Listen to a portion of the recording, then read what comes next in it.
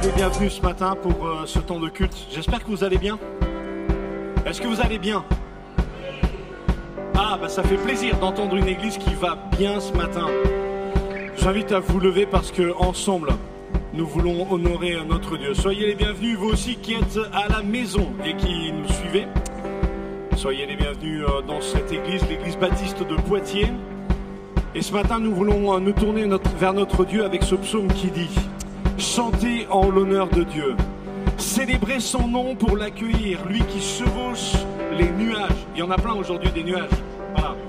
Le Seigneur, voilà son nom. Soyez en fête devant lui.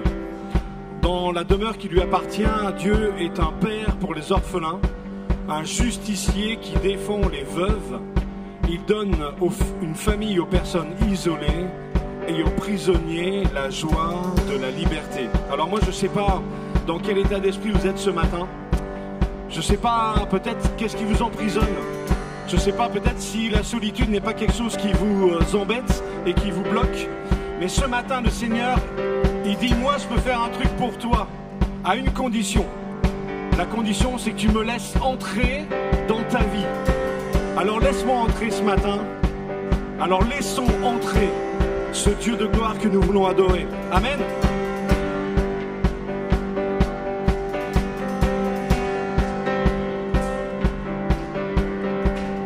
Nous venons célébrer Dieu, nous voulons l'adorer. Devant lui, nous nous courons pour élever son nom.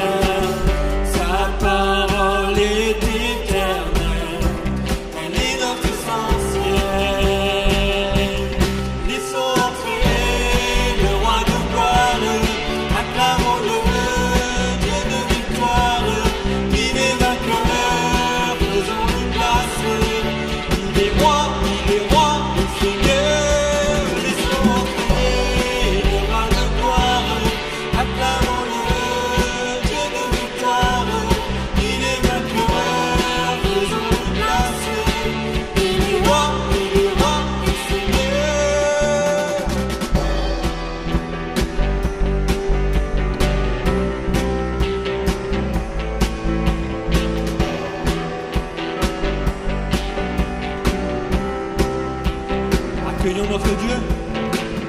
Accueillons notre Dieu. Il est le merveilleux, glorieux, majestueux. Accueillons. Accueillons notre Dieu. Il est le merveilleux, glorieux, majestueux.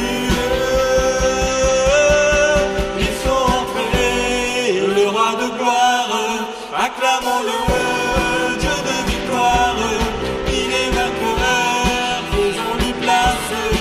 Il est roi, le Seigneur, laissons entrer le roi de gloire. Acclamons-le, Dieu de victoire, il est vainqueur, faisons-lui place. Il est roi, le Seigneur.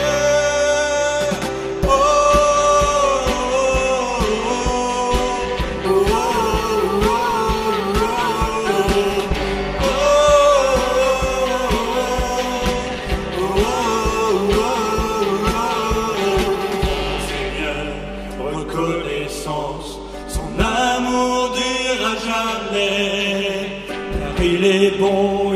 au-dessus de tout, son amour durera jamais.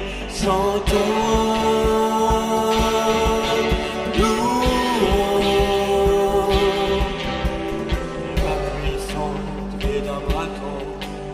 Son amour durera jamais. Il nous donne une vie nouvelle. Son amour durera jamais. Chantons,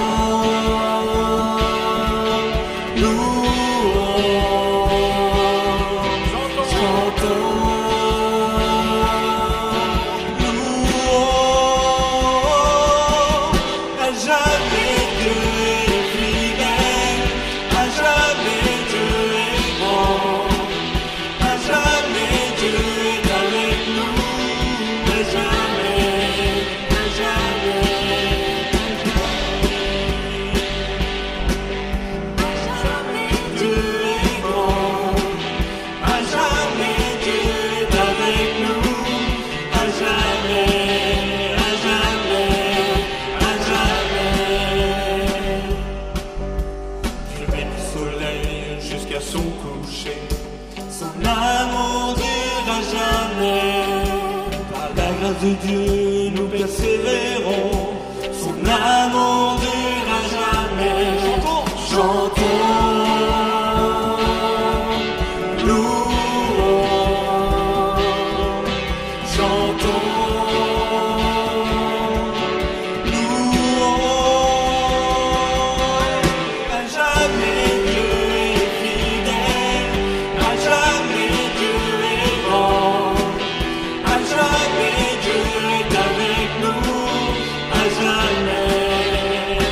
on le déclare ce matin, à jamais Dieu est fidèle, à jamais Dieu est grand, à jamais Dieu est avec nous, à jamais,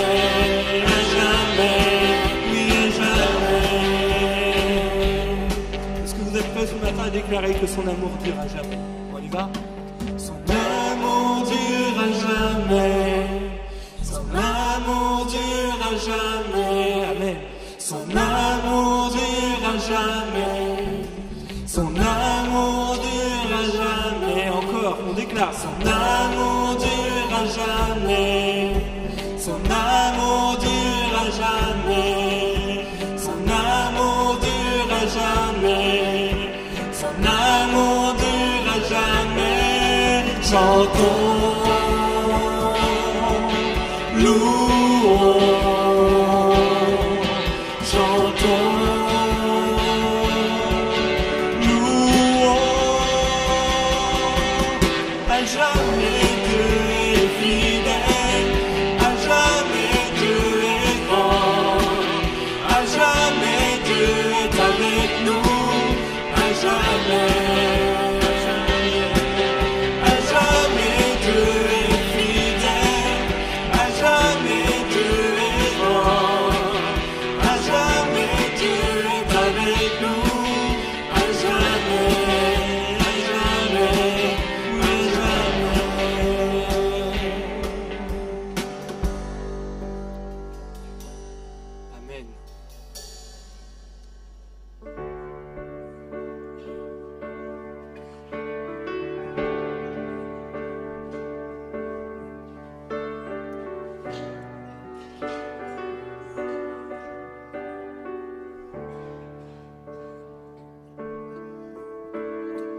Du sommet des cieux, tu as vu nos cœurs orgueilleux.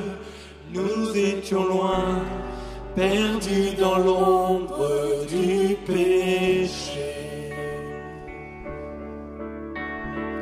Ton cœur assailli face à nos vies emprisonnées, tu es venu nous redonner ta liberté.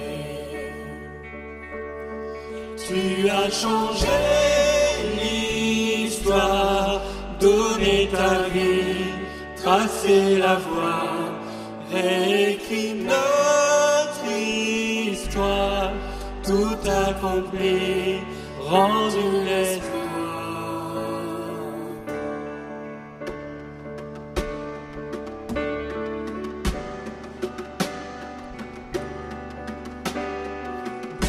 sommet des cieux, tu as vu nos cœurs orgueilleux.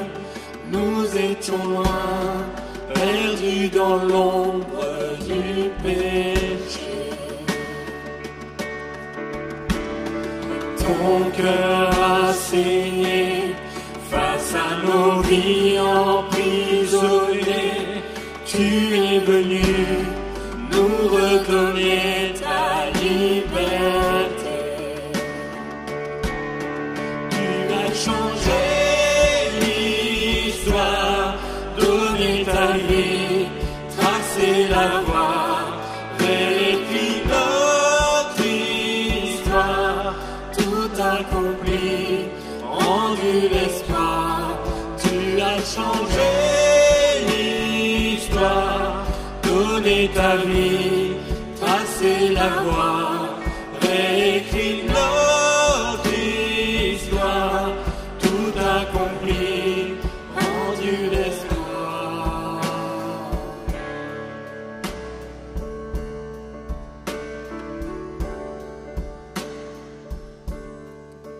Ton amour parfait a tout renversé, remporter la mort ne pouvait gagner. Ton amour parfait a tout supporté, surpassé, rien ne pouvait t'arrêter.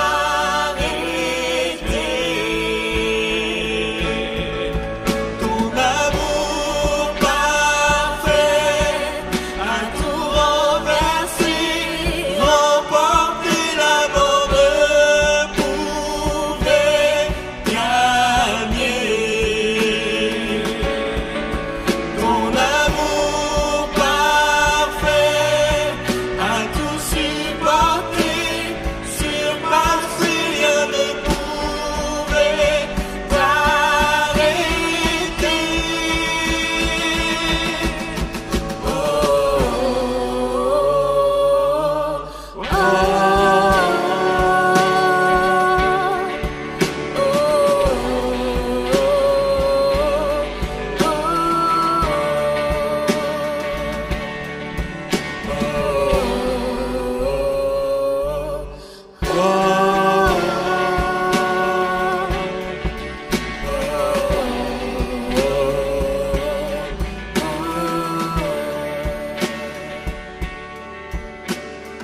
Là-haut dans les cieux, ton nom est couronné de gloire.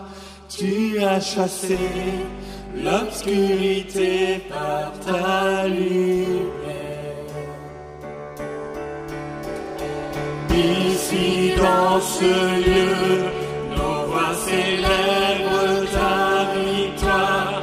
Tu t'es offert, unis sur le ciel et la terre. Tu as changé l'histoire, donné ta vie, tracé la voie, réécrit notre histoire, tout accompli, rendu l'espoir. Tu as changé l'histoire, donné ta vie, tracé la voie, réécrit notre histoire, tout accompli, rendu l'espoir.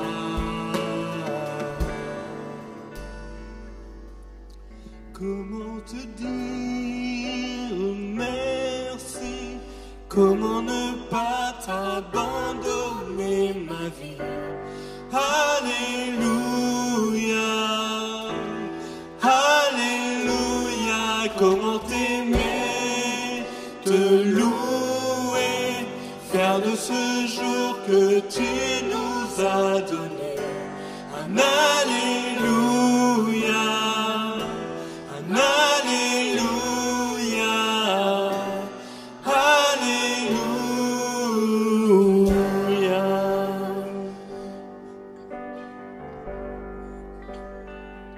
Quand je vois la beauté coucher de soleil, un assis raffiné me révèle tes merveilles.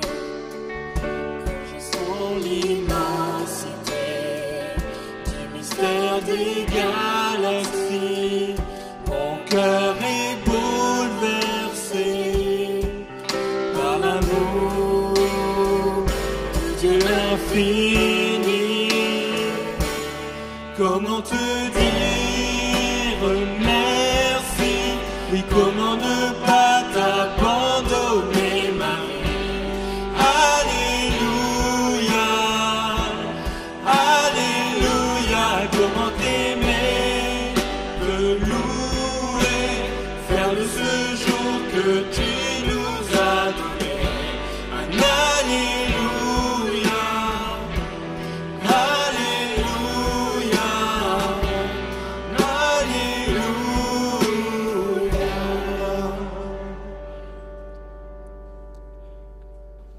Ah, bonjour tout le monde.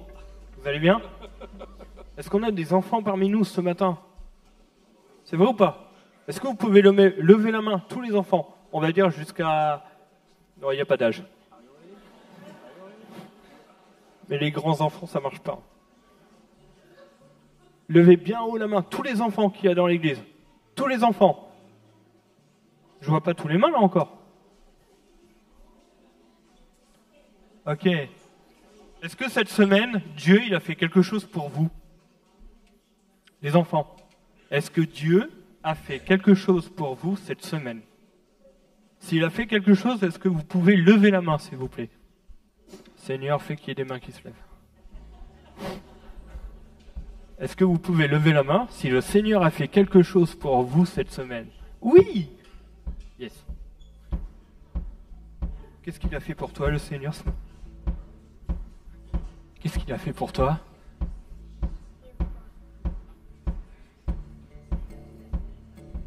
Il a fait plein de choses. Est-ce qu'il y a quelqu'un qui pourrait me dire dans les enfants, en un mot, qui est Dieu pour lui? Ah ouais, on va faire du sport ce matin. Si tu devais me résumer en un mot, comment il est Dieu pour toi? Il est tout puissant. Il est tout puissant, ok. Est-ce qu'on a d'autres réponses? Oh, pardon. Il est quoi Dieu pour toi? Éternel. Il est éternel, super. Encore une?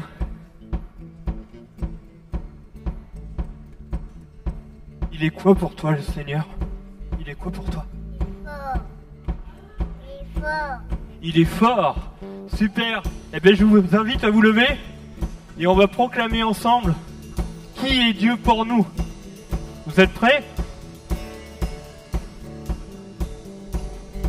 J'ai pas les mots. Ok, on va commencer par il est fort. Il est fort.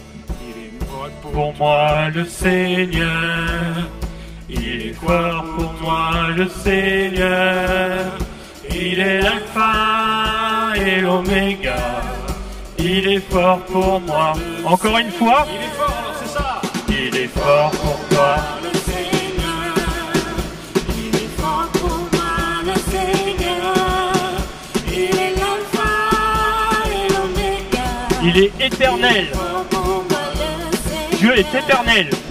Il est éternel, le Seigneur. Il est éternel, le Seigneur. Il est l'alpha et l'oméga. Il est éternel. Il est bon. Il est bon. Bon. Il est bon pour moi, le Seigneur. Il est bon pour moi, le Seigneur. Il est l'alpha et l'oméga. Il est bon pour moi, le Seigneur. Il est tout ça pour nous. Il est tout ça pour moi, le Seigneur. Il est tout ça pour moi, le Seigneur. Il est l'alpha et l'oméga. Il est tout ça pour moi, le Seigneur. Il est tout ça pour moi, le Seigneur. Il est tout ça pour moi, le Seigneur. Il est l'alpha et l'oméga. Il Il est tout ça pour moi, le Seigneur. Les enfants vont partir pour un temps spécifique pour eux. Après avoir chanté qu'il est bon, qu'il est éternel, qu'il est fort, le Seigneur, c'est vrai. Alors, avec Emma et Aïcha, pour les plus petits, donc les 0-3 ans, la garderie, avec les cerisiers, pour les cerisiers, c'est les 3-7 ans avec Raphaël et Naomi, Dieu appelle Abraham et Sarah. Et là, je peux vous dire qu'il est fort quand même. Quand il appelle Abraham et Sarah, c'est pas rien. Chez les cocotiers, avec Lydie et Sabrina, c'est les 7-11 ans, Agar et la protection de Dieu. Oui, on a un Dieu qui protège et qui fait du bien. Et puis avec Pierre-Yves, les jacarandas, dans la série Plaire à Dieu. Ce matin, c'est lui plaire en pensée. Et c'est pas rien, Pierre-Yves, hein, de lui plaire en pensée, parce que c'est un vrai combat dans nos têtes, voilà. Donc les enfants, les jeunes vont apprendre à combattre aussi dans leur tête. J'invite à vous lever avant qu'ils s'en aillent, voilà. Et ensemble, nous voulons prier.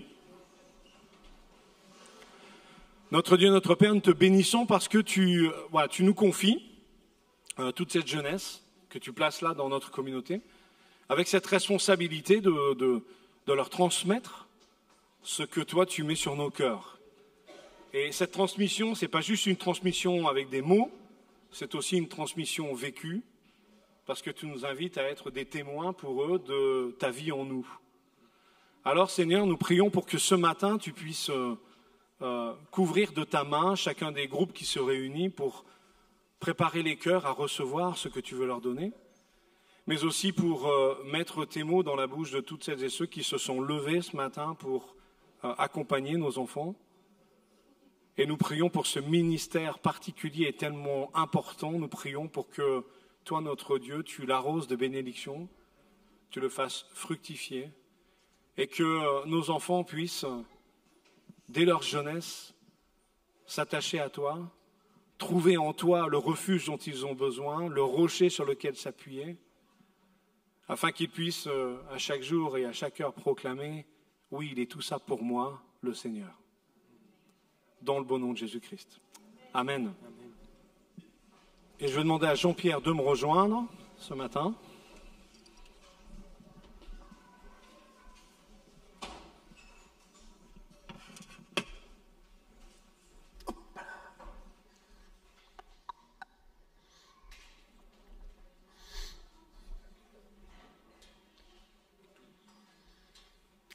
Merci beaucoup.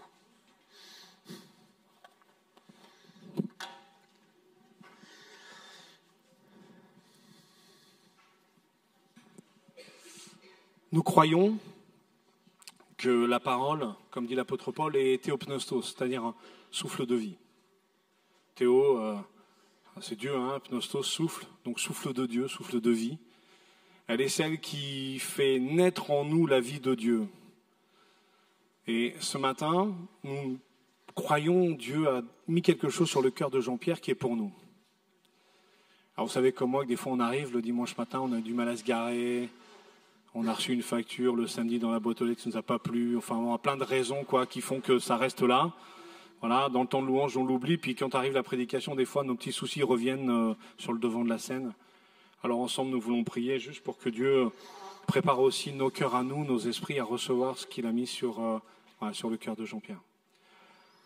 Notre Dieu, notre Père, nous te bénissons pour Jean-Pierre, nous te bénissons pour ce ministère que tu lui confies. Et nous savons combien ce ministère est exigeant. Il ne s'agit pas juste de dire aux autres ce que tu voudrais qu'ils fassent, il s'agit d'être porte-parole de quelque chose qui a résonné en nous, en premier lieu. Et de le vivre. Et Seigneur, tu nous appelles, comme dit Jean-Pierre, à le vivre pleinement, ce message, à l'incarner. Et nous savons combien c'est compliqué parfois.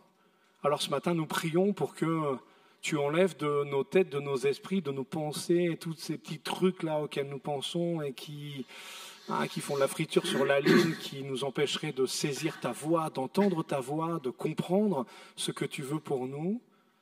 Donne-nous, comme les Béréens, d'accueillir ta parole, de la faire nôtre, de la sonder encore et encore après, pour qu'elle pénètre nos vies et qu'elle soit source de transformation. Mais ce matin, nous te demandons de renouveler les forces de Jean-Pierre, de lui donner une onction particulière et de nous donner à nous d'avoir un cœur travaillé pour recevoir cette parole de vie, afin qu'elle s'enracine dans nos êtres, qu'elle pousse et qu'elle porte du fruit. Amen. Dans le bon nom de Jésus. Amen. Merci. Bonjour à tous et à toutes ce matin. Alors, je ne peux pas dire bonjour à ceux qui sont derrière l'écran, puisque aujourd'hui, le culte n'est pas retransmis en direct, il sera retransmis en différé. Donc, bonjour quand même à tous ceux qui écouteront ce culte dans les jours à venir. Voilà, je ne sais pas si vous avez remarqué, mais pour le défi Bible qui est le nôtre en ce moment, il y avait 4 chapitres à lire. Hein? J'espère que vous êtes au courant, que vous avez lu ces 4 chapitres, donc les actes 25, 26, 27 et 28. Alors peut-être que certains vont dire, oh là là, s'il prêche sur les 4, on n'est pas sorti de l'auberge. Mais non, j'ai pris un seul chapitre sur lequel je vais apporter le message aujourd'hui. C'est acte 27, comme vous le voyez sur la diapo qui est là. Et avant de développer ce que j'ai accueilli pour ce message, à la lumière de l'Esprit Saint, eh bien, il est important de faire un petit résumé des chapitres que je vous invite à lire si vous ne l'avez pas encore fait. Et puis ce matin, moi j'ai bien aimé ce temps de prière et cette prière qui est montée vers le Seigneur tout à l'heure, à savoir que dans nos difficultés, le Seigneur est là présent. Amen. Il nous soutient, il est toujours avec nous. Est-ce que vous le croyez ? Amen, amen. Eh bien, vous allez voir que l'apôtre Paul, dans ce chapitre 27, les difficultés, il en a eu un paquet, comme on dit. Hein, c'était pas simple pour lui, vous allez voir, et vous allez voir comment Dieu s'y est pris pour l'amener là où il voulait l'amener, et comment il l'a sauvé en quelque sorte du naufrage qui était naufrage au sens fort du terme, qui était prévu. Alors donc, je disais qu'au chapitre 25, Paul comparaît devant le gouverneur Festus et devant le roi Agrippa. Et Paul se défend de n'avoir jamais fait de tort aux Juifs, puisque c'était ce à quoi on l'accusait. Et il l'accusait, et il en appelle alors au jugement de l'empereur. C'est pas rien, hein. Il en appelle à César, c'est-à-dire à l'empereur. Et au chapitre 26, Paul renouvelle sa défense devant le roi Agrippa et témoigne longuement de sa foi en Jésus, mort et ressuscité pour le salut du monde entier.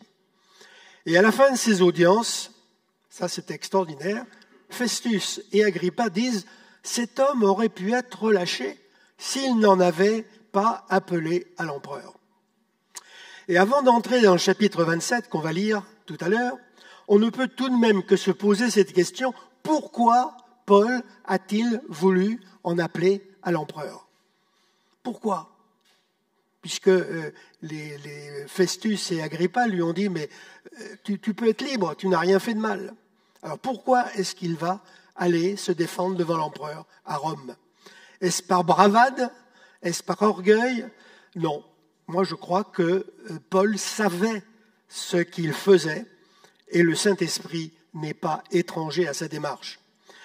Alors, en appeler à l'empereur, c'est pouvoir aller à Rome pour étendre encore plus loin l'évangélisation du monde, hein, pour aller le plus loin possible. Il y a eu Jérusalem, et puis autour de Jérusalem, et maintenant, c'est le monde entier qui va, à travers Rome, qui va être évangélisé.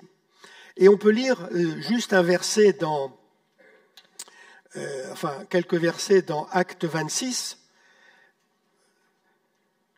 les versets 18 et 20.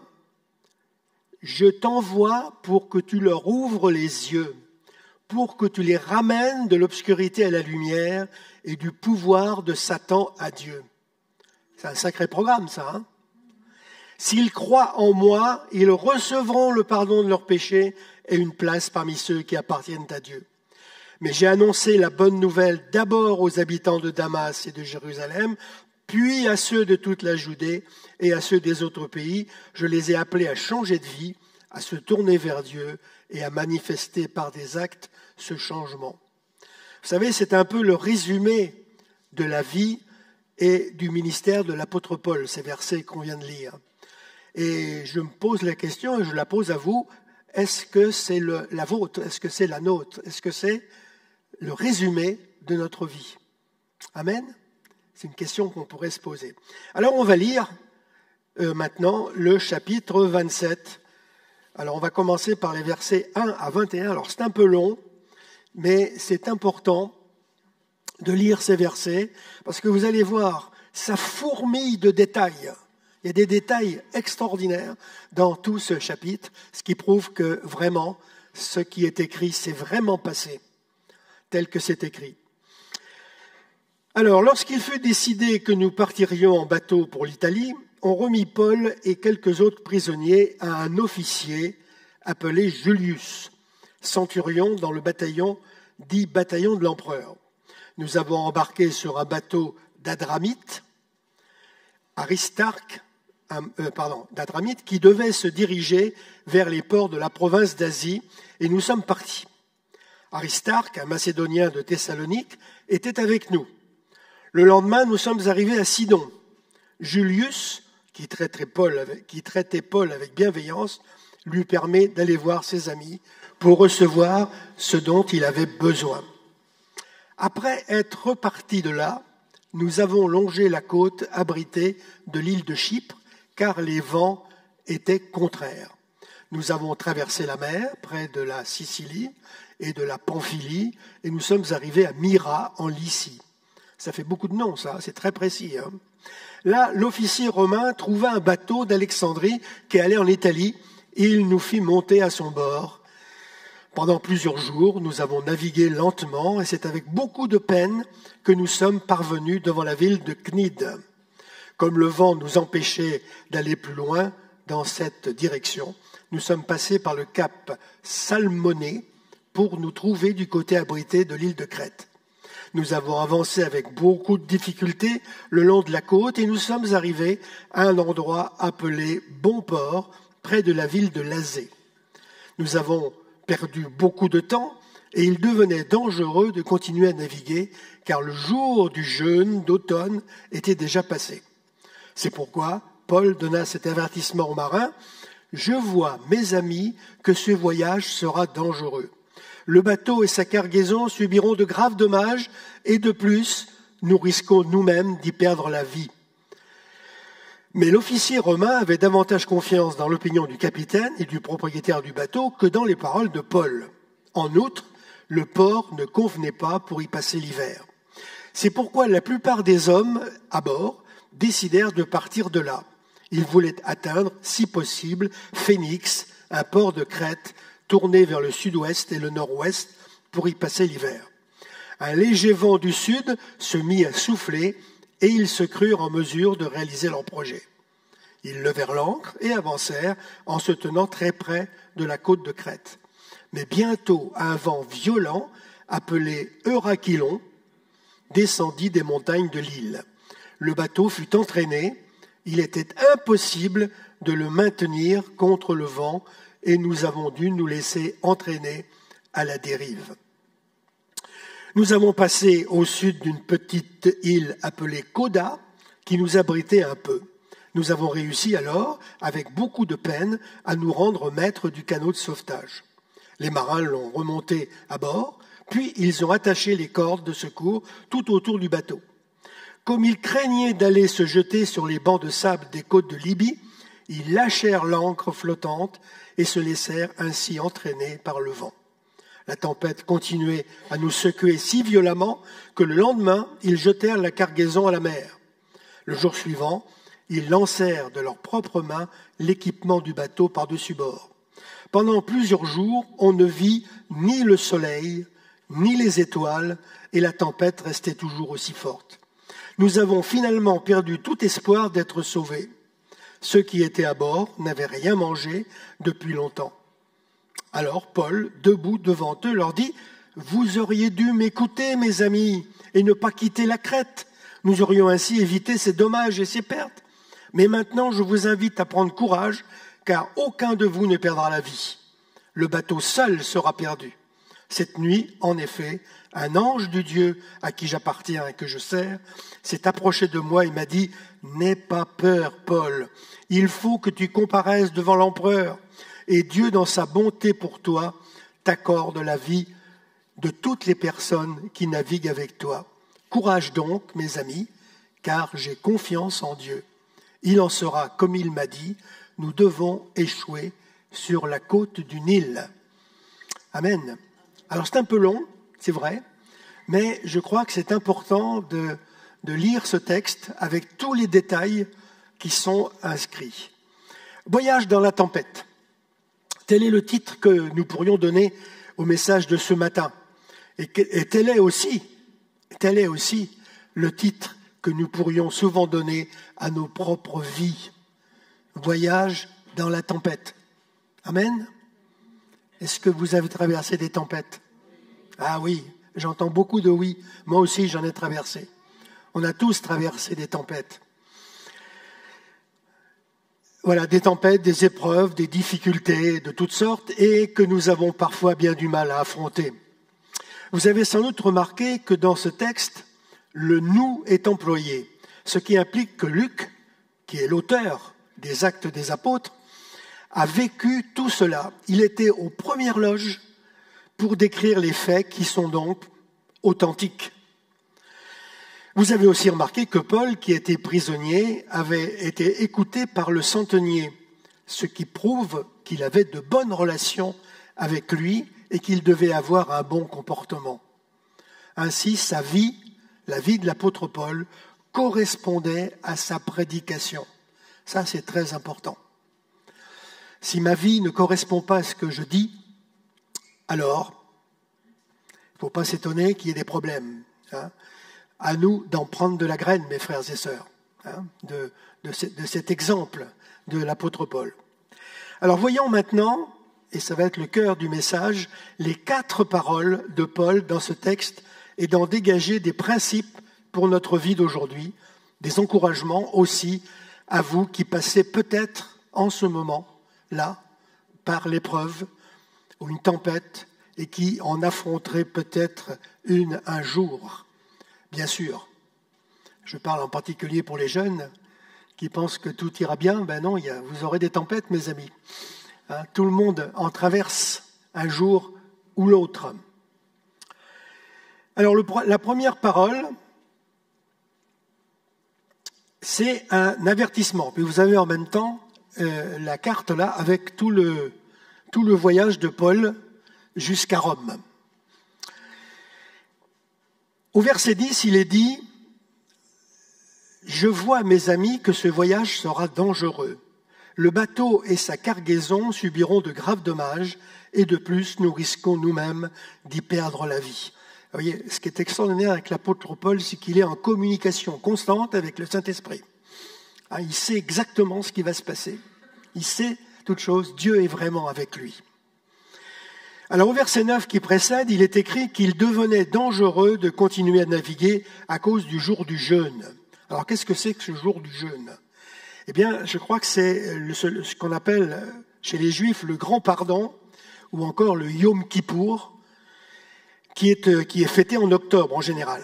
Alors cela veut dire que la bonne saison était passée et que l'hiver approchait avec des possibilités de tempêtes, des tempêtes froides, tumultueuses, comme il en existe, parce qu'on croit que la Méditerranée c'est tout calme, ben c'est pas vrai. Dans la Méditerranée, il y a beaucoup de tempêtes. Alors Paul donne cet avertissement que nous venons de lire.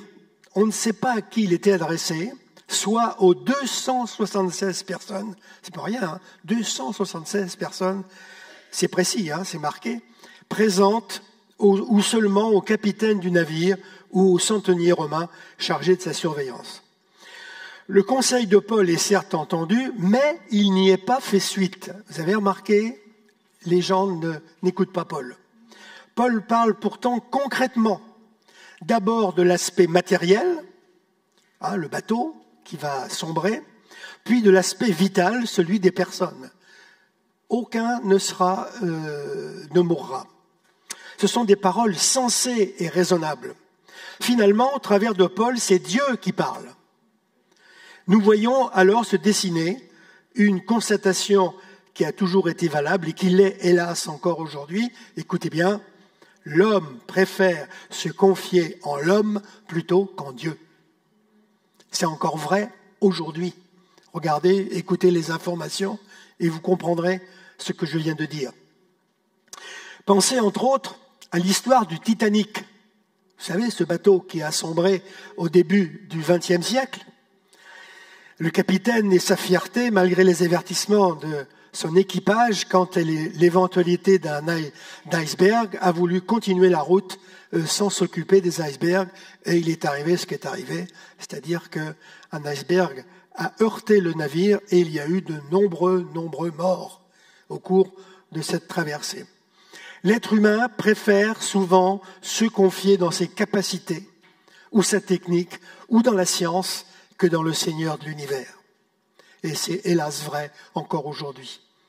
Alors comment appelle-t-on cette philosophie de la croyance en l'homme? Vous connaissez le mot, c'est ce qu'on appelle l'humanisme. Alors certes, il est préférable d'être humaniste qu'égoïste, mais l'humanisme peut finalement devenir une religion. Et ça a été le cas en France, pendant la Révolution, et après la Révolution, dans ce qu'on a appelé le siècle des Lumières, où vraiment, là, l'humanisme a pris une part énorme, et on ne s'occupait plus de Dieu. Et comment pour nous aussi le Seigneur s'y prend-il pour nous avertir? Puisque le premier mot, c'était avertissement. Alors parfois, il utilise une personne pour nous éviter de tomber dans un piège. Parfois, ce sont même les circonstances qui sont envoyées ou permises par Dieu pour nous avertir d'un danger, d'une tentation, etc. Alors, on va lire juste quelques versets là, dans les Proverbes. Il y a des choses formidables dans les Proverbes. Je trouve qu'on ne lit pas assez les Proverbes. Hein, c'est des textes extraordinaires. Proverbe 3, 21, 26. « Mon enfant, que le discernement et la réflexion te guident, ne t'en détourne jamais. » Ça, c'est un bon conseil. Hein, le discernement et la réflexion. « Ils te feront vivre d'une vie véritable et belle. Tu avanceras avec assurance. Aucun obstacle ne te fera tomber. Le soir, tu te coucheras sans peur. Et la nuit, ton sommeil sera paisible. Tu ne craindras ni les terreurs soudaines, ni des attaques de la part des méchants, car le Seigneur te gardera en sécurité. Il écartera tout piège de tes pas. » Amen. Quelle belle promesse. Alors la parole de Dieu, vous savez, elle est comme des balises qui sont là pour nous montrer la voie, le chemin, afin de nous éviter d'aller à droite ou à gauche, là où il y a des problèmes, des difficultés. Hein, ça me fait penser à, vous savez, les avions, quand ils atterrissent dans un aéroport, un aérodrome, eh bien, il y a des lumières bleues, là, vous savez, tout le long, pour guider l'avion, hein, pour qu'il ne puisse pas aller ni à droite ni à gauche, mais qu'il aille bien là où il doit se poser. Eh bien, pour nous, la parole de Dieu, c'est exactement ça. Hein, la parole de Dieu, c'est vraiment des balises pour notre vie. Amen? Amen. Alors la deuxième parole, c'est l'encouragement, l'exhortation. Hein, c'est ce que l'apôtre Paul a fait. Alors on va lire maintenant la suite du texte, la suite et la fin du texte d'Acte 27. C'était la 14e nuit que la tempête nous emportait sur la mer Méditerranée. Vers minuit, les marins eurent l'impression que nous approchions d'une terre. Ils lancèrent une sonde et trouvèrent que l'eau était profonde de 37 mètres. C'est précis, hein, 37 mètres. Un peu plus loin, ils lancèrent de nouveau la sonde et trouvèrent 28 mètres de profondeur. Ils craignaient que notre bateau ne heurte les rochers. C'est pourquoi ils jetèrent 4 ancres à l'arrière et attendirent avec impatience la venue du jour. Cependant, les marins cherchaient à s'échapper du navire. Ils firent descendre à l'eau le canot de sauvetage et prétendirent qu'ils voulaient fixer des ancres à l'avant du bateau. Paul dit à l'officier romain et aux soldats, Si ces gens ne restent pas sur le bateau, vous ne pouvez pas être sauvés. » Alors, les soldats coupèrent les cordes qui retenaient le canot et le laissèrent filer. Avant la venue du jour, Paul les invita tous à prendre de la nourriture en disant « Voici aujourd'hui 14 jours que dure votre attente angoissée et que vous restez sans rien manger. » Vous vous rendez compte, 14 jours, c'est pas rien, hein, 14 jours. « Je vous invite donc à prendre de la nourriture, car vous en avez besoin. » Alors, pardon, je me suis trompé. Qu'est-ce que j'ai dit? Oui, je vous invite donc à prendre de la nourriture, car vous en avez besoin pour être sauvés. Aucun de vous ne perdra même un cheveu de sa tête. Sur ces mots, Paul prit du pain et remercia Dieu devant tous, puis il le partagea et se mit à manger. Tous reprirent courage et mangèrent aussi. Nous étions sur le bateau, 276 personnes en tout. Quand chacun eut mangé à sa faim, on jeta le blé à la mer pour alléger le bateau. Lorsque le jour parut, les marins ne reconnurent pas la terre.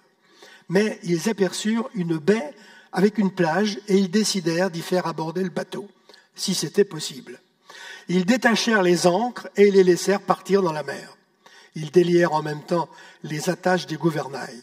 Puis ils hissèrent une voile à l'avant du bateau pour que le vent le pousse et ils se dirigèrent vers la plage. Mais ils arrivèrent contre un banc de sable où le bateau resta pris. La partie avant du bateau était enfoncée dans le sable et ne pouvait pas bouger, tandis que la partie arrière était brisée par la violence des vagues. Les soldats voulaient tuer les prisonniers afin qu'aucun d'eux ne s'échappe à la nage. Mais l'officier romain, qui était décidé à sauver Paul, les empêcha d'exécuter leur projet. Il ordonna à ceux qui savaient nager de sauter à l'eau, les premiers pour gagner la terre. Les autres les suivraient en se tenant à des planches ou à ceux qui nageaient depuis le bateau. Et c'est ainsi que tous parvinrent à terre, sains et saufs. Voilà, la tempête, vous avez remarqué, restait toujours forte et ils devaient perdre tout espoir d'être sauvés. Quand on se fie aux hommes, on ne peut pas être sauvé. Vous savez, le prophète Ésaïe, au 8e siècle avant Jésus-Christ, donc longtemps avant Jésus, avait déjà prophétisé contre ce genre d'attitude. Voilà ce qu'il dit dans Ésaïe 8, 2, 22. « Cessez de compter sur l'être humain, sa vie ne tient qu'à un souffle. Quelle valeur lui reconnaître? Quelle valeur lui reconnaître? Réfléchissons bien à ceci, frères et sœurs, nous qui sommes ici ce matin. Ne nous arrive-t-il pas de vouloir parfois nous confier en l'homme, dans ses prouesses technologiques ou médicales, et parfois même en nous-mêmes, plutôt que dans le Seigneur et sa parole? Réfléchissons bien à cet avertissement.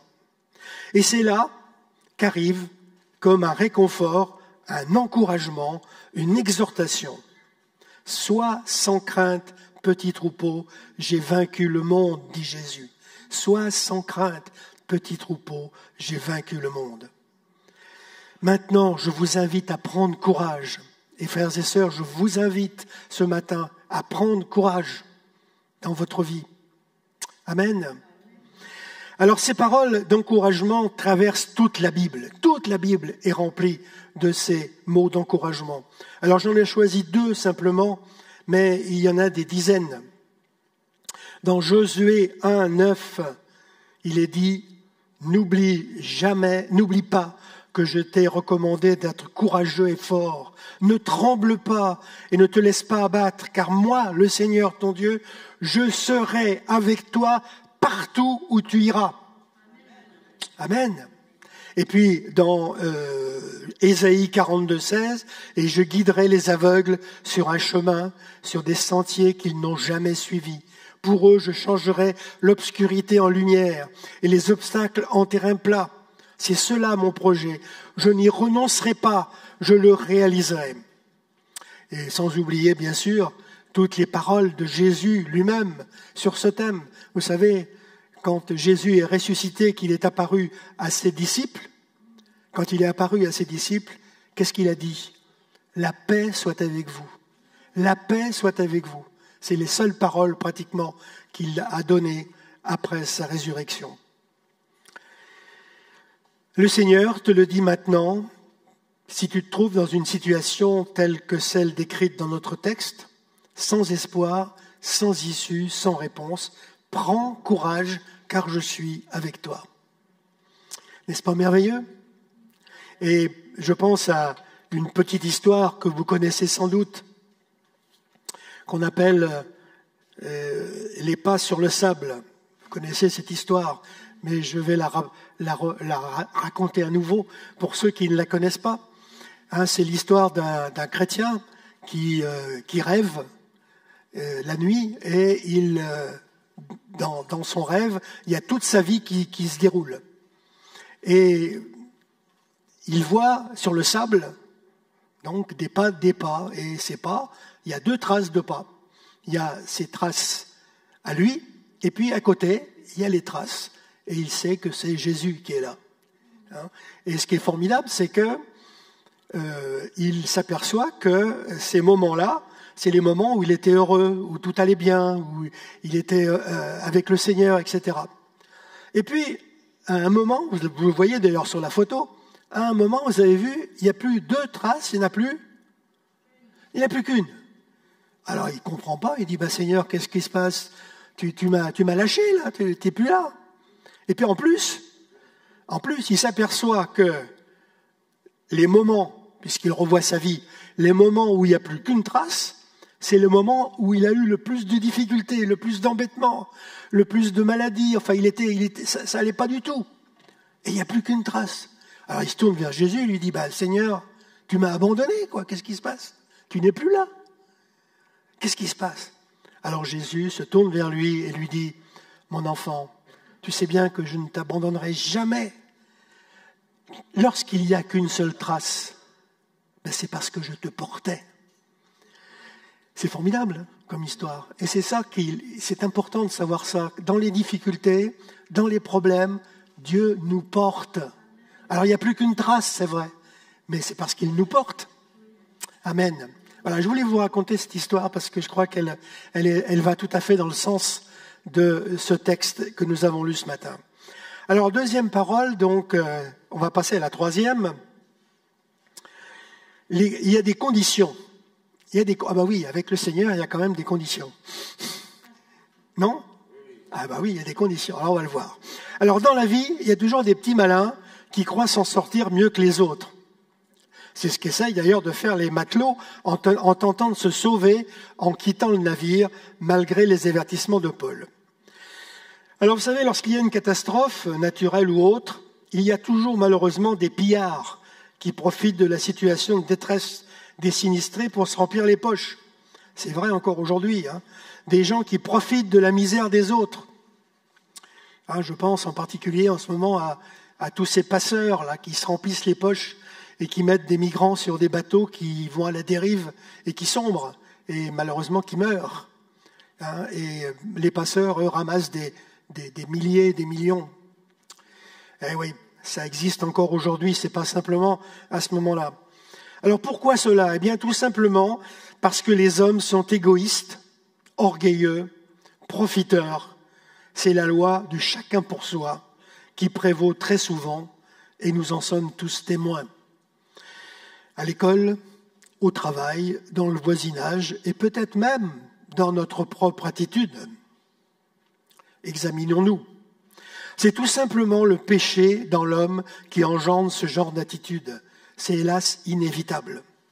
Et la parole de Paul ici a valeur d'avertissement, de condition pour être sauvé. C'est la solidarité dans l'épreuve, mais c'est surtout le fait de ne pas compter sur soi-même, de ne pas vouloir se sauver soi. Amen.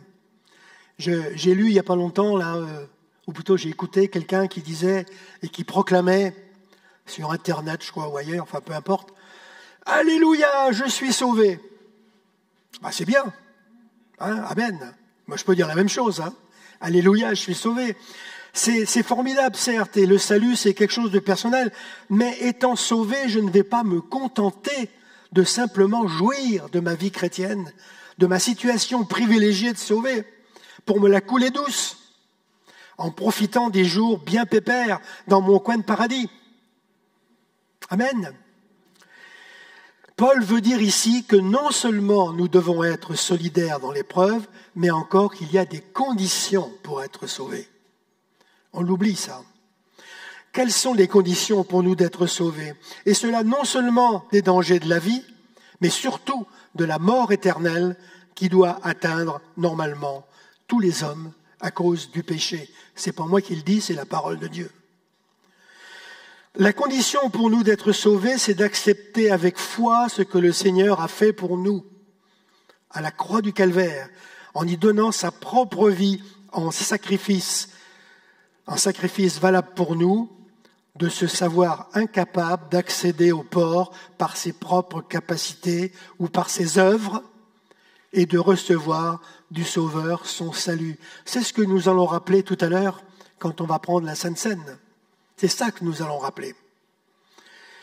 Alors, j'ai envie de dire, toi qui m'écoutes ici, là, dans cette assemblée ou plus tard sur Internet ou devant ta télé, est-ce que tu l'as fait?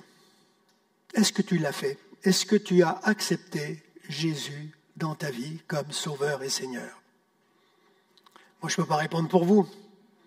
Je ne peux pas répondre pour vous, mais je pose la question parce que si quelqu'un ici, parmi nous, ne l'a pas fait, il peut le faire maintenant. Il ne faut pas attendre 50 ans pour ça. On peut le faire maintenant. Il suffit simplement de se tourner vers Dieu et de dire « Oui, Seigneur, c'est vrai. Je reconnais que je suis pécheur, mais tu m'as sauvé. Tu as tout accompli pour que je sois sauvé. » Amen. Alors, si quelqu'un a fait cette prière ou fait cette prière en ce moment, eh bien, je l'invite à la fin du culte à venir se rapprocher du pasteur ou des responsables de l'Église pour parler, pour partager. Parce qu'on a besoin d'être accompagné quand on fait cette démarche. Enfin, nous arrivons à la 4e parole. Exhortation et repas. Alors, vous imaginez 14 jours. Alors, je me suis encore planté dans les trucs, là. Voilà, exhortation. Vous imaginez 14 jours sans manger, dans une situation des plus périlleuses, en plein milieu de la mer Méditerranée, complètement déchaînée. Pour être sauvé, il faut prendre de la nourriture, frères et sœurs. Et on va voir laquelle. Pour accéder au salut, il faut le vouloir et il faut se nourrir. Écoutons ce que dit Jean à ce sujet. Et ça tombe bien puisqu'on va prendre la Sainte Seine après. Il dit « Moi, je suis le pain de vie. Celui qui vient à moi n'aura jamais faim et celui qui croit en moi n'aura jamais soif. » Et puis, un peu plus loin, au verset 58, il dit, alors ça c'est encore plus fort, écoutez bien, « Oui, je vous le déclare, c'est la vérité. Si vous ne mangez pas la chair du Fils de l'homme, et si vous ne buvez pas son sang, vous n'avez pas la vie en vous. » Alors que signifie « il faut manger le Seigneur et boire son sang » ? Eh bien, c'est simplement assimiler Jésus et sa parole dans sa vie, l'incorporer en nous. Alors bien sûr, moi je ne crois pas que le bout de pain qu'on va prendre tout à l'heure, c'est le corps du Seigneur, c'est sa chair. Bien sûr que non, c'est symbolique, c'est en mémoire de lui. Le jus de raisin, c'est pas son sang, c'est évident. Mais c'est quand même fort cette parole. Ça veut dire qu'il faut vraiment manger le Seigneur, c'est-à-dire se nourrir de lui, se nourrir de sa parole. Et je crois que c'est important, quand on prend la Sainte Seine, et c'est ce qu'on va faire tout à l'heure, de bien considérer cela, de ne pas la prendre comme ça en passant, allez hop, un bout de pain, un bout de jus de raisin, et puis ça y est, c'est terminé. Non, bien prendre conscience que nous sommes appelés à manger le Seigneur, c'est-à-dire à être vraiment nourris profondément par lui. Amen. Voilà, je vous invite à vraiment réfléchir à ça. Parce que souvent, pour la Sainte Seine, on passe trop vite, quoi. Alors, dans la vie tout court, si on ne mange pas, on dépérit, hein, et puis à la fin, on meurt. Eh bien, si on ne mange pas régulièrement, si on ne se nourrit pas régulièrement de la parole de Dieu en nous, alors cette foi acquise un jour ne va pas être effective et efficace. Elle ne portera pas de fruits. Amen. Alors, alléluia, je suis sauvé. Oui, c'est bien, c'est vrai. Amen, amen, amen. C'est vrai. Et puis je le redis chaque jour. Mais il faut se nourrir. Sinon, vous allez mourir. Il faut se nourrir de la parole de Dieu. Il faut se nourrir de lui chaque jour. Chaque jour. Il n'y a pas de réaction là. Vous êtes d'accord au moins avec ce que je dis? Amen. Ah bon, c'est déjà... Ouf. Ouf. Et mes amis, c'est cela la sanctification. C'est cela. Hein, c'est ce qui est dit dans Hébreux 12, 14. Efforcez-vous d'être en paix avec tout le monde et de vivre pour Dieu. Et de vivre pour Dieu. Car sans cela, aucun de vous ne verra le Seigneur. C'est pas moi qui le dis, hein. Alors je ne veux pas vous terroriser ce matin, pas du tout, hein. Mais je crois que c'est important d'écouter la parole et de savoir ce qu'elle dit vraiment. La foi, il faut l'entretenir pour atteindre un jour le port. Et Paul n'hésite pas à afficher sa foi devant tous, ce qui a servi d'exemple et donné du courage aux 276 personnes dans ce bateau. Quand on se nourrit de la parole de Dieu, quand on vit sa foi dans le quotidien, ça se voit, ça se sait, et normalement, c'est contagieux. Oui, osons afficher notre foi. Osons vivre de la parole du Seigneur en nous. Et ceux qui nous côtoient le feront aussi, et ainsi, ils atteindront aussi le port, c'est-à-dire la vie éternelle. Et en lisant la fin de ce chapitre, vous verrez qu'ils ont finalement échoué sur l'île de Malte, malgré l'épisode où les soldats voulaient tuer tous les prisonniers, de peur qu'ils ne s'échappent à la nage, mais grâce au centenier qui voulait protéger Paul, ce qui veut dire que Paul avait un bon témoignage auprès de ce centenier, tous ont pu regagner la terre ferme, sains et saufs. Alors on arrive à la conclusion, et pour cela je voudrais lire ce verset dans Hébreux 12, verset 2. Gardons les yeux fixés sur Jésus, celui par qui notre foi a commencé et qui l'amène à sa perfection. Vous entendez bien? Et qui l'amène à sa perfection. Au lieu de la joie qui lui était proposée, il a accepté la mort sur la croix.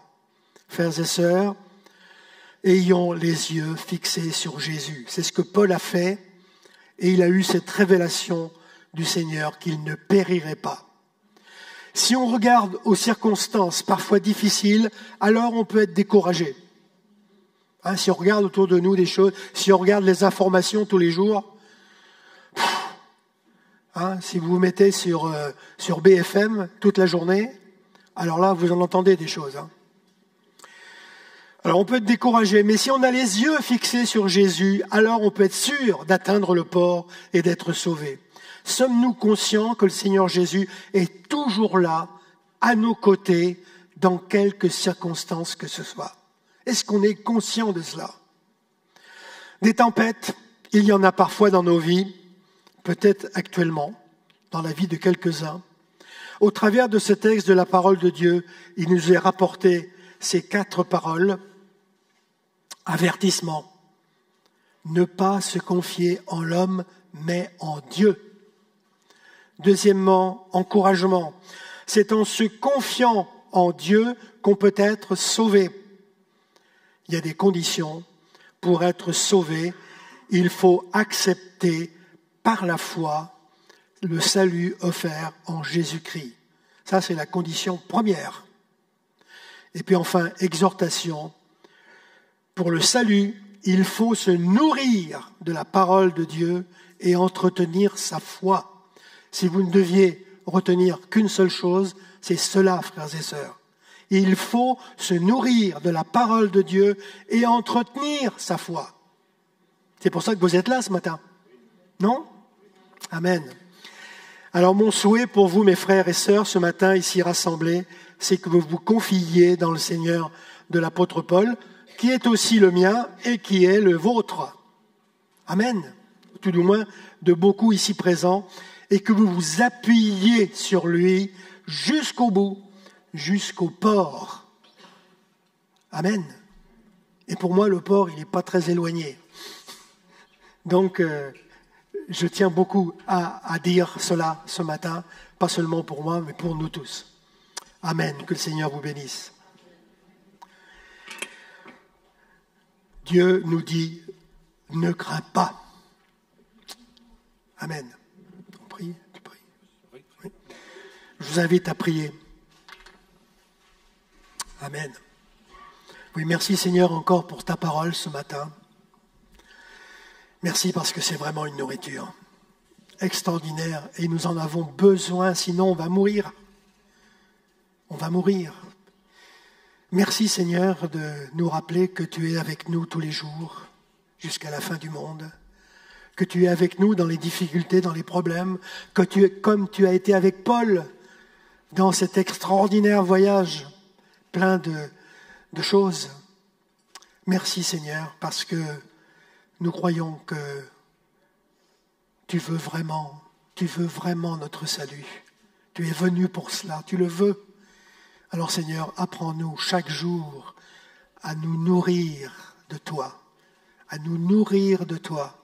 pour que ce salut soit effectif dans nos vies. Je te rends grâce Seigneur pour mes frères et sœurs ce matin ici rassemblés, bénis-les abondamment. Amen. Amen. Merci Jean-Pierre. Ne crains pas. Vous savez que c'est la phrase qui revient le plus dans le texte biblique. Comme quoi Dieu nous connaît parfaitement. Il sait que malgré ses promesses, malgré notre connaissance de lui, malgré tout ce que nous connaissons, nous sommes régulièrement assaillis par des choses qui nous font peur. Et ces choses qui nous font peur nous éloignent de lui. Elles nous font recentrer sur nos propres personnes, sur nous-mêmes. Elles nous orientent sur nous et elles nous font baisser les yeux. Et donc, au lieu de regarder à celui qui nous sauve, finalement, on regarde soit à la tempête qui se développe, soit à nous-mêmes, à nos propres peurs. Et en même temps, c'est tellement difficile les tempêtes, n'est-ce pas? Quand j'étais à Brest, je suis rentré dans un bateau, j'étais à la Marine nationale. Je suis rentré dans un bateau et je dis au gars, ouais, c'est petit quand même, hein, c'est pas très grand l'intérieur des bateaux de la Marine nationale, vous êtes claustro, vous pouvez pas dormir là. Et puis je dis au gars, c'est quand même bizarre les espèces de ceintures de sécurité dans les lits. Et il m'a dit, tu verras. Et j'ai vu. On a essuyé une tempête. Et comment vous dire, c'était un gros bateau, un très gros bateau. Mais la tempête était telle que les vagues n'existaient plus sous le bateau. Et donc le bateau, il était en l'air et il retombait comme ça. Et pendant ce temps, on essayait de dormir. Et on a compris à quoi servait la ceinture de sécurité dans le lit. C'était pour éviter de rencontrer le voisin du dessus. Combien de tempêtes nous essuyons dans nos vies qui nous font peur, qui nous secouent. En ce qui nous concerne, dit l'apôtre Paul dans l'Épître aux Hébreux au chapitre 12, nous sommes entourés de cette grande foule de témoins. Débarrassons-nous donc de tout ce qui alourdit notre marche, et en particulier du péché. De ce péché qui s'accroche si facilement à nous, et courons résolument la course qui nous est proposée. Gardons, verset que tu as cité Jean-Pierre, les yeux fixés sur Jésus, celui par qui notre foi a commencé et qui la mène à la perfection. Au lieu de la joie qui lui était proposée, il a accepté la mort sur la croix sans tenir compte de la honte attachée à une telle mort. Et maintenant, il siège à la droite du trône de Dieu. C'est ça dont nous nous souvenons lorsque nous prenons ce repas avec ces éléments, le pain et le jus de raisin. C'est de cette réalité, c'est-à-dire de cet amour d'un Dieu qui, on l'a chanté en plus dans un des chants que tu as choisi, Nathanaël, ce matin, ce Dieu qui voit nos imperfections, qui voit notre misère, qui voit tout ce qui ne va pas et qui pourtant décide de venir à notre rencontre sans attendre le moindre changement dans nos vies. Ça, c'est Dieu. Et donc ce Dieu qui crée en nous la foi, parce que nous croyons tous que nous sommes venus à Dieu par nos propres forces, mais non, nous sommes venus à Dieu parce que Dieu nous emmène à lui, parce qu'il ouvre nos yeux, parce qu'il nous fait saisir qui il est. Ce Dieu qui démarre quelque chose en nous nous dit, bouge pas, je l'amène au bout, ça. Qu'importe les tempêtes, qu'importe les difficultés, qu'importe les problèmes, je te promets que j'emmène ta foi au bout, que je mène ta foi à la perfection. Et donc, mes amis, le combat ne dépend pas de nous. Ce combat n'est pas le nôtre, c'est le sien. Pourquoi ? Parce qu'il a tout accompli. Et parce qu'il a tout accompli, rien ne vient de nous. Ce n'est pas une théologie du mérite. Ce n'est pas un salut qu'on acquiert en faisant des trucs. C'est un cadeau que l'on reçoit parce que lui a tout accompli. Et c'est ce que nous célébrons chaque fois que nous prenons ce repas. Merci Jean-Pierre pour ce rappel ô combien important. Je vais inviter les personnes qui doivent servir la scène à s'approcher de la table là maintenant et peut-être à servir l'équipe de louange avant de chanter ce chant que je trouve tellement beau et qui nous emmène dans cette réalité de ce Dieu qui se donne. Vous savez, ce chant...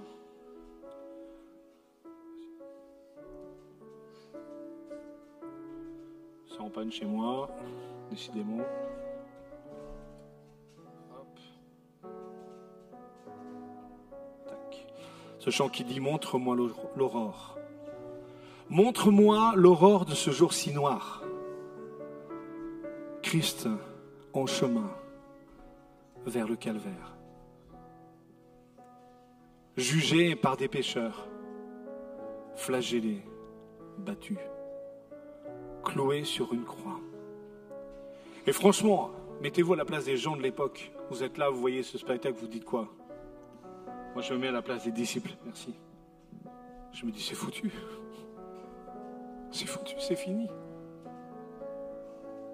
Et le refrain nous dit, ô puissance de la croix, Christ s'est fait pécher pour moi.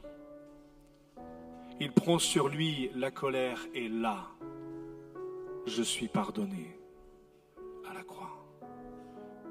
Je vous invite à vous lever et à proclamer ce chant comme une prière de reconnaissance de cet acte incroyable accompli par notre Dieu pour nous. Et donc j'inviterai ce bloc-là à se déplacer pour aller prendre les éléments, puis quand vous aurez fini, ce sera ce bloc ici et à la fin, le troisième bloc là-bas. Je vous invite à vous approcher pour les éléments.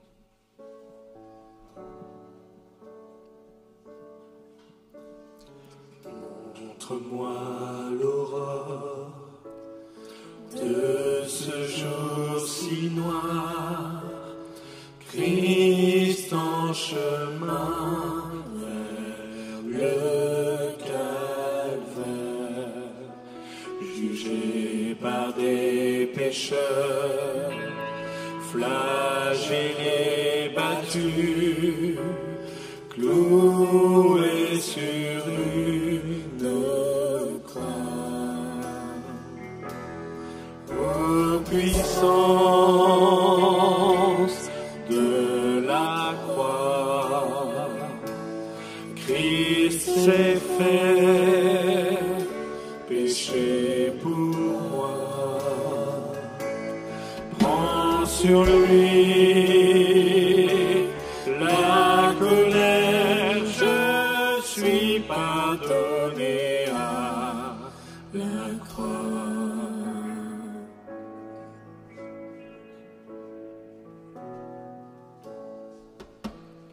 Montre-moi l'angoisse gravée sur ta face, tu portes le poids du péché.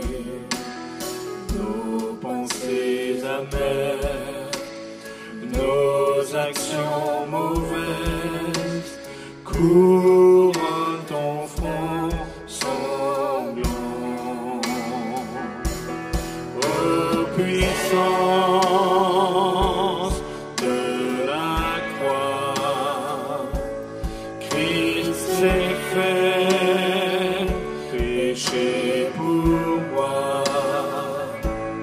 Prends sur lui la colère, je suis pardonné à la croix.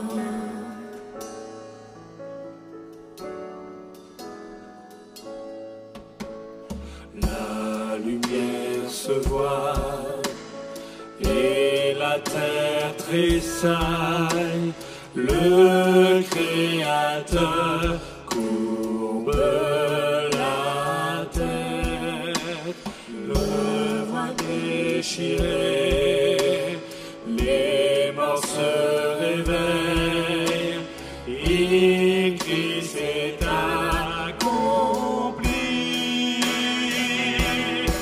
Ô puissance de la croix, Christ s'est fait péché pour moi. Prends sur lui la colère, je suis pardonné à la croix.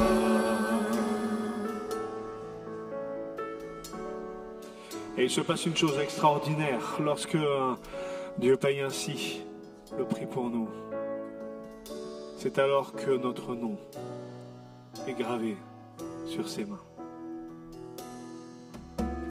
Montre-moi ton nom gravé dans tes mains, transpercé pour me libérer. La mort est vaincue, la vie m'est donnée par ton amour parfait. Ô puissance de la croix, Christ est péché pour moi. Prends sur lui la colère, je suis pardonné à la croix.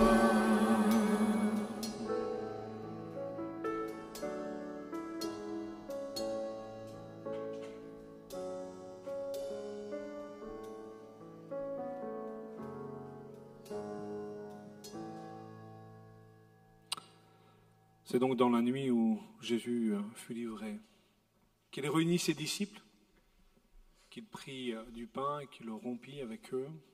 Il prononça une prière de bénédiction et il leur dit « Ceci représente mon corps.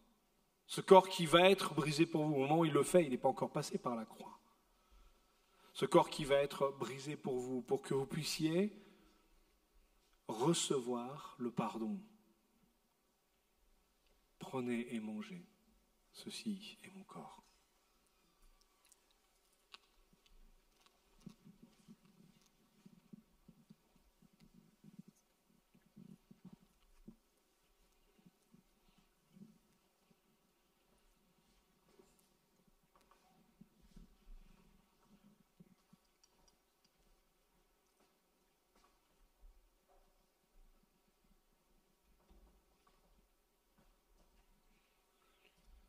C'est cette même nuit, dans ce même repas, qu'il prit une coupe, la troisième, dans le repas, la coupe dite de bénédiction. Et alors qu'il a partagé avec ses disciples, il leur dit, voilà, ce vin, ce jus de raisin, symbolise une alliance nouvelle. Une alliance nouvelle accomplie non pas par vos propres forces, parce que ces mots, alliance nouvelle, font référence à un texte de l'Exode, mais une alliance nouvelle accomplie par ce que je vais faire moi. Une alliance scellée par le sang qui va couler sur le bois de la croix, parce qu'il fallait que le sang coule pour que nous puissions être purifiés. Sans cela, jamais nous n'aurions eu accès au Père. Et il dit à ses disciples, prenez et buvez.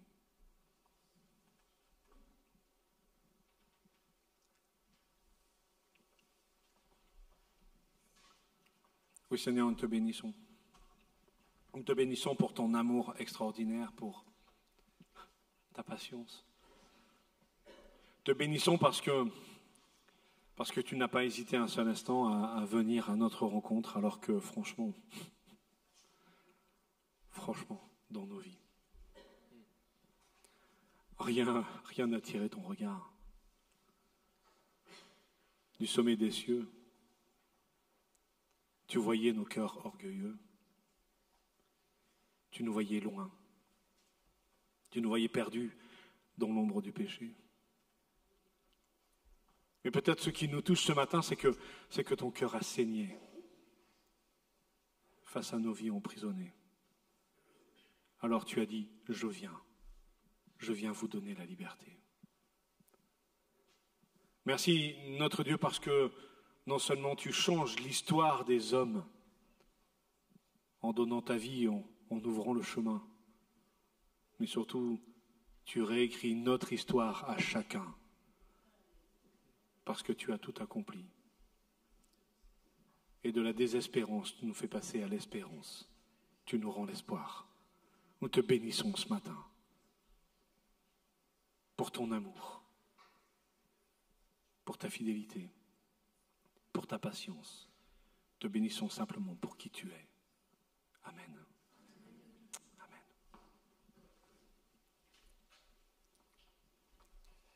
Est-ce que nous sommes prêts maintenant à déclarer qui est Dieu pour nous?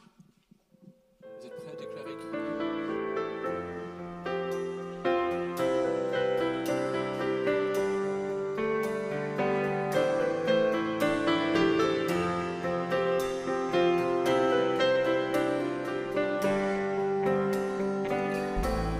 Assis en le ciel, ton trône éternel, tu règnes à jamais. Vêtu de splendeur, entouré d'honneur et de majesté. Les anges chantent à toi la gloire.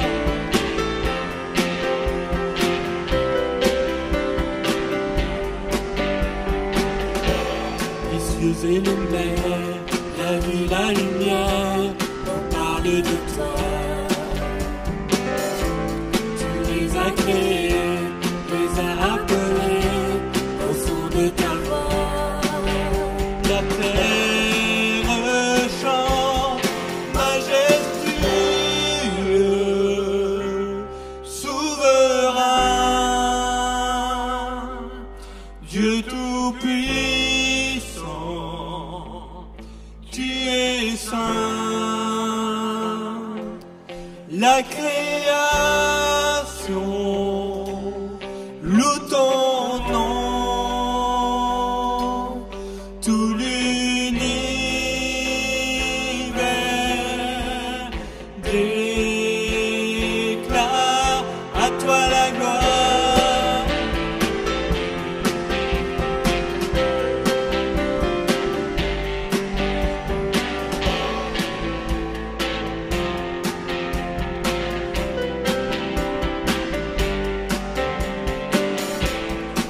Serviteur, tu viens sur la terre révéler l'amour.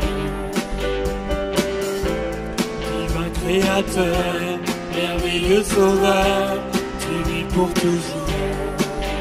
Tes enfants chantent majestueux, souverain, Dieu tout. Tu es saint,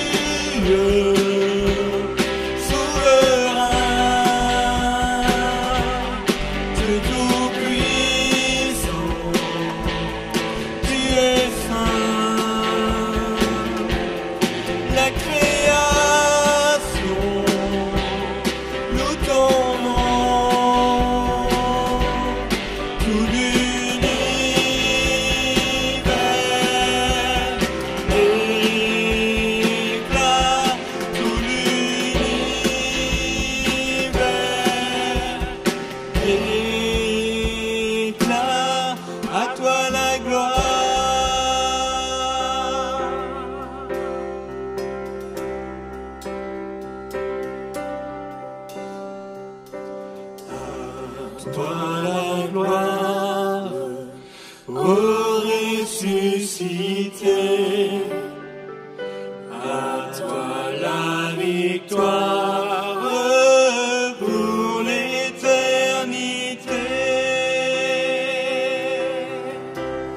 À toi la gloire, ô ressuscité. À toi la victoire pour l'éternité. Brillant de lumière, l'ange est descendu. Il roule la pierre du tombeau vaincu. À toi la gloire, ô ressuscité. À toi la victoire pour l'éternité. Majestueux, souverain, Dieu tout-puissant,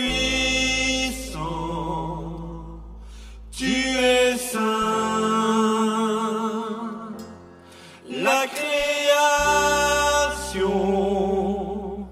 loue ton nom, tout l'univers déclare majestueux, souverain, Dieu tout-puissant, tu es saint. La création loue ton nom, tout l'univers déclare, tout l'univers déclare, à toi la gloire.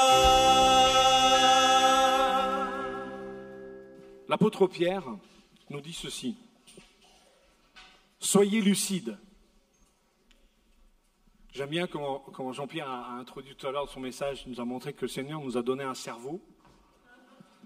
Et c'est pas pour rien, c'est pas pour le mettre en off quand on pense à lui, c'est aussi pour le mettre en œuvre et pour pouvoir travailler et réfléchir aux choses, les poser. Voilà. Donc Dieu nous dit, soyez lucides, veillez, parce que votre ennemi, le diable, rôde comme un lion rugissant, cherchant quelqu'un à dévorer.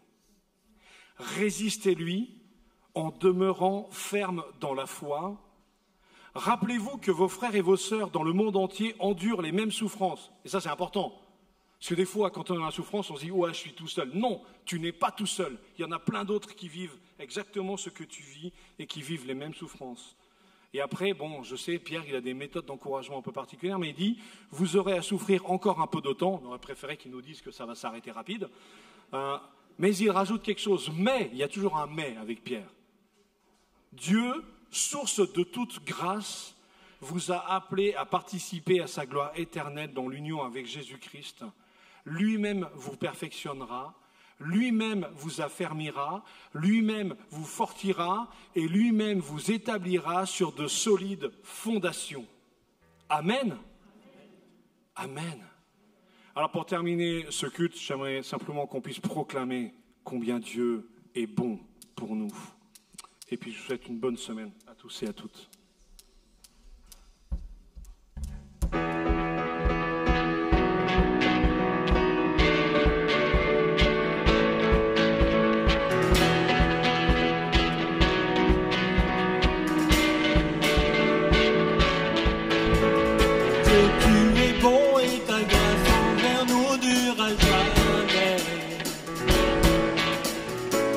Tu es bon et ta grâce envers nous durera jamais.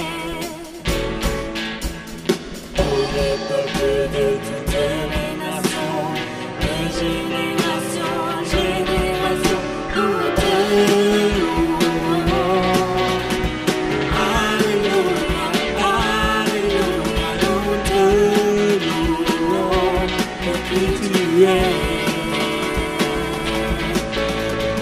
te louons. Alléluia, Alléluia, nous te louons. Oh oui, tu es bon.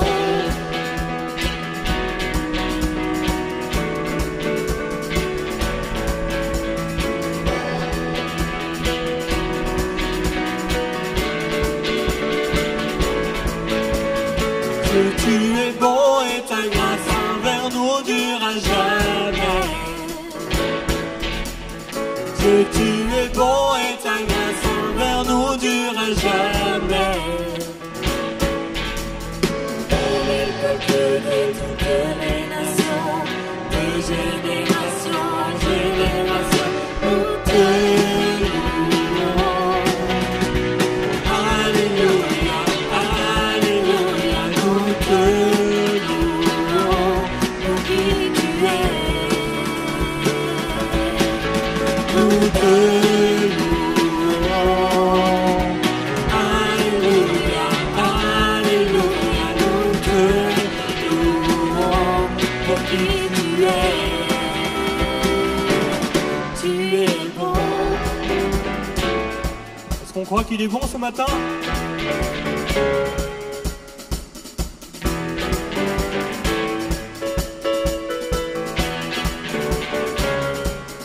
Tu es bon en tout temps, en tout temps. Tu es bon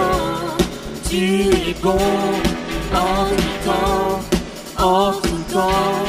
Tu es bon, Encore une fois, tu es bon en tout temps, en tout temps. Tu es bon en tout temps, en tout temps. Tu es bon. Et tu es bon et ta grâce envers nous durera jamais. on va le répéter ce matin. Que tu es bon et ta grâce envers nous durera jamais. Amen. Encore. Dieu, tu es bon et ta grâce envers nous durera jamais. Dieu, tu es bon et ta grâce envers nous durera jamais. Nous les peuples de toutes les nations, de génération en génération, nous te louons. Alléluia, Alléluia, nous te louons pour qui tu es. Nous te louons. Alléluia, Alléluia, nous te louons pour qui tu es. Tu es bon. Bon dimanche à chacun. Que le Seigneur vous bénisse.